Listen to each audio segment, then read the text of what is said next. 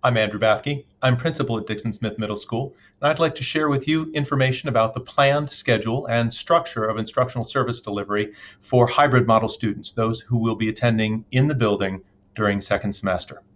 First, the calendar. Hybrid students will return to the building February 2nd, the first day of second semester. Now, the structure. The school board plan for hybrid model approved on July 28th of last year has not changed. Hybrid students will attend in two groups, alternating, Group A and Group B. A students will attend on Mondays and Tuesdays. B group students will attend on Thursdays and Fridays. This pattern facilitates social distancing and allows families to synchronize attendance of multiple children across multiple sites. You can verify which group you're a part of by selecting your Parent View and Student View tab Class Schedule. Look at your class section numbers. Each one will end in an A or a B. All of them end in the same letter. That's your group. Now, Mondays will continue to be asynchronous. We will have X and Y days, just as before. X days are Tuesday and Thursday. Y days are Wednesday and Friday. All students will follow their current spring schedule. That means that hybrid students in XY classes will have live instruction with their teacher in the building 1 day per week, and hybrid students in 4x4 classes or everyday classes will experience instruction with their teacher in the building 2 times per week.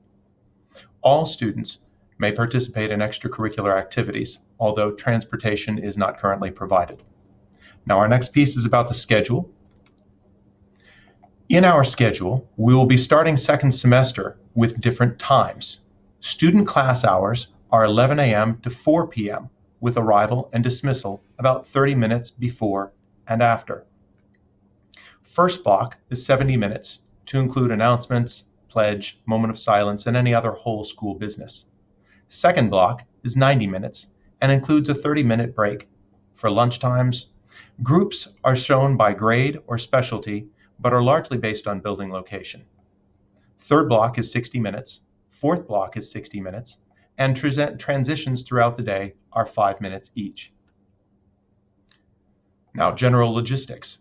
Students will move to different classrooms throughout the day and will carry all personal items with them. Meals will be delivered, served, and consumed in classrooms. There will not be a dedicated orientation for 6th grade and others new to the building. However, I encourage you to go ahead and view the orientation video we made in the fall. It is designed for individuals who are new to the building and contains not only introductory information for them, but information relevant to our health and safety measures.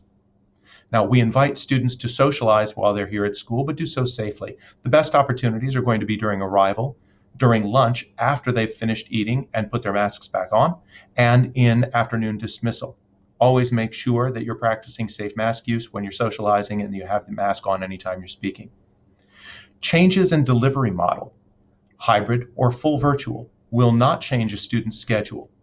Additionally, in the event that a teacher has to be on virtual assignment and is teaching remotely, an adult facilitator will be present with the class at all times. Now, students are going to have to be well prepared for each school day, as there are significant restrictions on sharing of materials and supplies. We recommend for preparing for each school day the night before. Students are going to need to plan to bring every single day your Chromebook fully charged. That's very important. It's got to last you through the day. A headphone or headphone microphone combo is also recommended. A water bottle to last through the day. We don't have access to water facilities. The drinking fountains are closed. Your student agenda, writing implements, and required class materials. And we will not be using lockers, so make sure to bring a bag or backpack so you can carry your materials comfortably. I hope this has been helpful. This schedule that you viewed in this video is available for download on our website at staffordschools.net/DSMS. Thanks for watching. In this video segment, I'll provide you with an overview of the measures we're taking to protect the health and safety of our students and staff while on site. COVID-19 can present very real health risks and spreads easily. However, like other potentially dangerous viruses such as flu and other SARS variants, reasonable safeguards practiced consistently by all can significantly reduce risk and spread. We're prepared to support the CDC's 5 key recommended mitigation strategies. First, appropriate mask use. This is required of all persons at all times inside the building in shared spaces, except while eating during mealtime. Reasonable adjustments are appropriate for water bottle access, use of tissues, that sort of thing, with prompt repositioning of the mask immediately after. Secondly, social distancing practices. These include a 6-foot separation wherever possible, extending to 10 feet in situations like PE and chorus and band. In closed spaces, individual instructional assistants or passing in close quarters may make close proximity necessary, but if kept to a minimum, this can be done safely.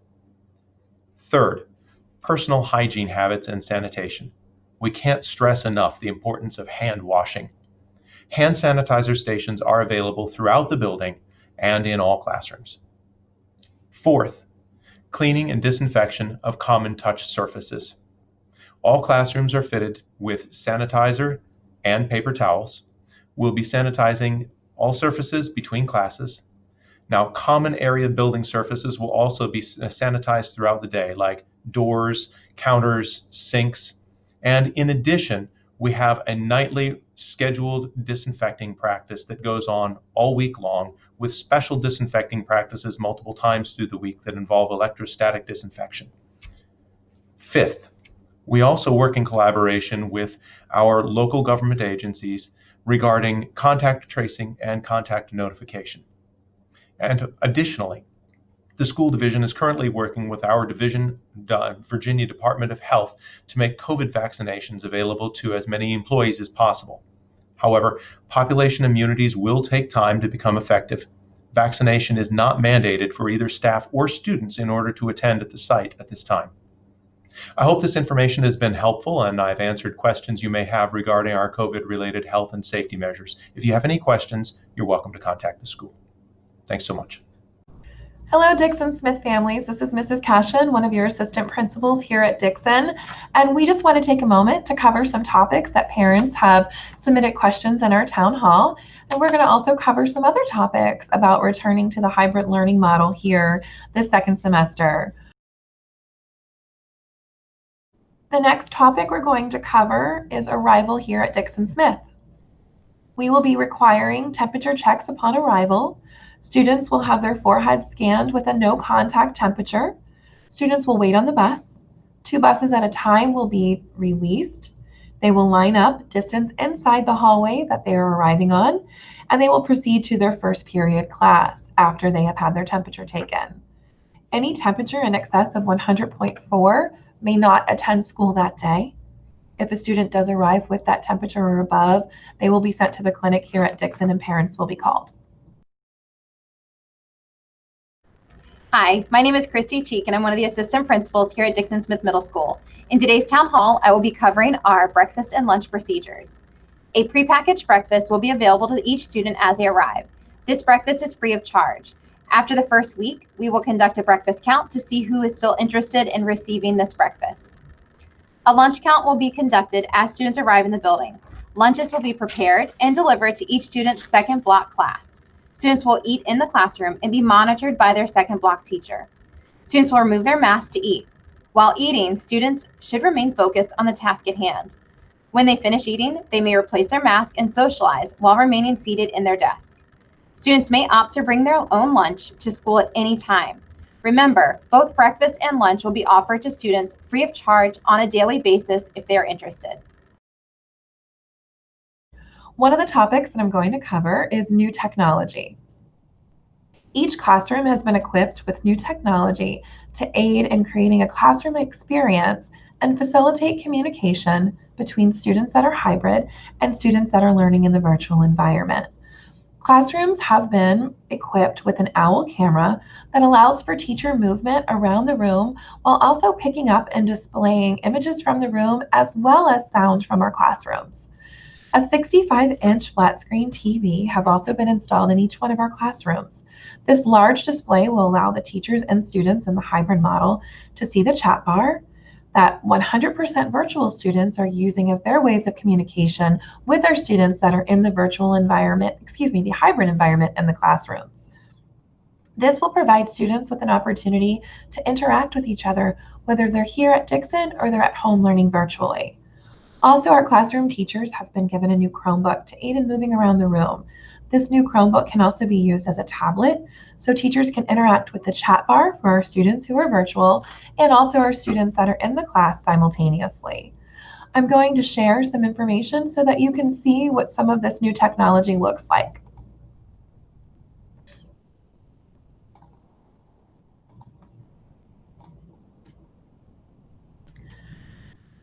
Our upgraded Chromebooks for teachers have a new touchscreen, as well as an option for tablet mode, as well as the ability to work offline and store data locally. Our new OWL 360 camera sees the entire classroom, not just the little image like you're seeing of myself right now. The microphone can detect sound, and students that are in the hybrid environment will be able to interact with their peers. Here's an image of what the OWL camera can pick up. You see the top image is where it is picking up the entire room, and the bottom image is of when someone is speaking, it then turns to where that sound is coming from the classroom. Our 65-inch flat screen TVs have a large display for you to see the chat bar and to see our students, not just on their small Chromebook. Also, they're controlled by the current Chromebook that the teachers have, and it will help with our students that are home virtually engaging with our students that are hybrid here in the building. Hi, my name is Christy Cheek, and I'm one of the assistant principals here at Dixon-Smith Middle School. In today's town hall, I will be covering some of our classroom procedures. Student desks are arranged in our classrooms to provide 6 feet of distance between and around each desk. Teachers will maintain seating charts to assist with any potential contact tracing and also to ensure that every student has their own designated spot in each classroom. Most classrooms are able to hold, on average, about 10 students while maintaining this distance safely. Students in band, chorus, and PE will be placed approximately 10 feet away. Teachers will spray student desks and chairs beginning 1 minute prior to the bell ringing to dismiss classes. This will give students time to pack up their belongings before moving to the next class. As a student enters each classroom, they will grab a paper towel to wipe their area off. The Oxiver cleaner that we are using only needs 60 seconds to sanitize an area before being cleared off. Teachers will leave classroom doors open, and they will be in charge of light switches for our classrooms. This will help minimize touch contact.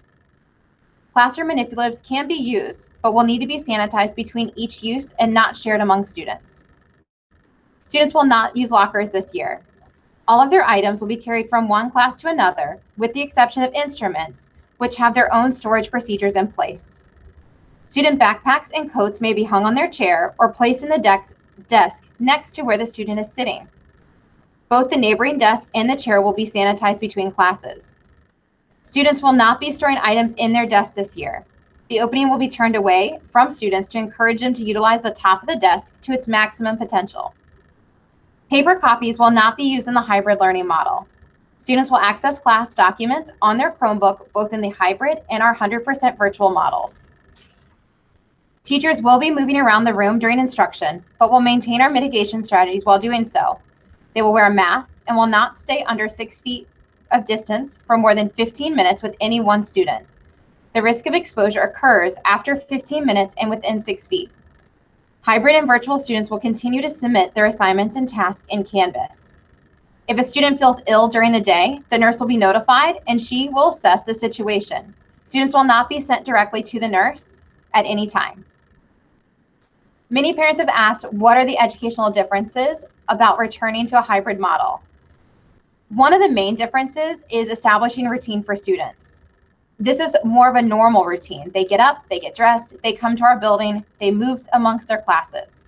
It's also helpful in seeing their teachers in the real flesh, in person, not just a circle on their screen. Teachers will be able to utilize this time with students to read their body language, to see if they're maintaining or understanding a subject, and be able to insert additional teaching strategies if they see a student who is struggling in person versus on the computer. Also, this gives the opportunity for students to ask questions that may not feel comfortable unmuting either their microphone or their video at home. We hope this answers some of your questions for the classroom procedures. Moving on to our next section, instrument procedures. Instrument storage will be available for all grade levels. Sixth graders will drop off their instruments in the band and orchestra rooms when they arrive to our building. They will take their instruments with them at the end of the day because they have electives fourth block. Seventh graders, you will take your instruments to your first block class, then carry them to second block music class. Storage after second block will be on our seventh grade hall.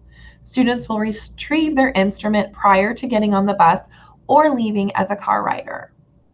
Eighth graders, you will drop your instruments in the band or orchestra room when you arrive to the building. After band and orchestra, you will carry your instrument to your fourth block class. Hi, my name is Christy Cheek, and I'm one of the assistant principals at Dixon-Smith. In today's town hall, I will be covering our transition procedures with you. Students will use directional arrows to move throughout our hallways. When exiting a room, all students will transition down the hall to the right. In each grade level, there will be a spot where students will U-turn and/or connect with another hallway. All movement will remain on the right side of the hall and in each stairwell. Administration, teachers who are on planning, our front office staff, our nurse, our paraprofessionals, and our guidance counselors will help monitor transition time to ensure students are remaining socially distanced, transitioning on the right side of the hallway, and wearing their mask appropriately. The next topic that I'm going to cover is PE and sports. We did receive some questions from families in regards to our health and safety mitigation strategies during PE times as well as during sports.